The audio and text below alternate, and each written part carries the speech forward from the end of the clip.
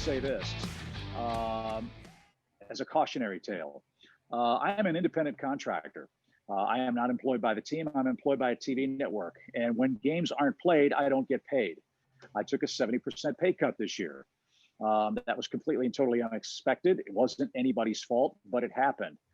I am not asking anyone to feel sorry for me or anyone else in my business, but there are production people who endured the same kind of draconian suffering because of the pandemic. Again, I'm not placing any blame.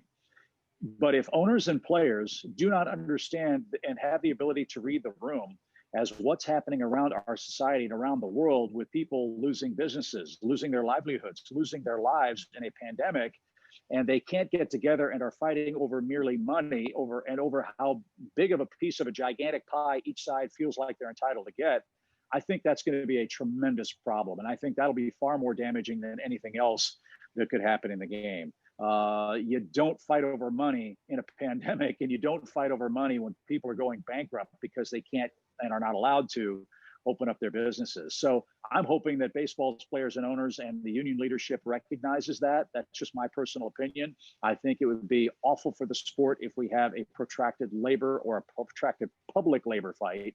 I firmly believe that both sides should fight for what they think is right, but keep it out of the newspapers if you can, because that's where 90% of the problems start. If they can negotiate behind the scenes, get something done, obviously that would be tremendous. But as I said, I think personally, no news is good news. Perhaps they're talking. I have no knowledge of that. I would assume that they would have to be, because I think they all realize what's at stake here. And that's not just the livelihood of baseball going forward in 2021, but its relevance in our society in 2022 and beyond.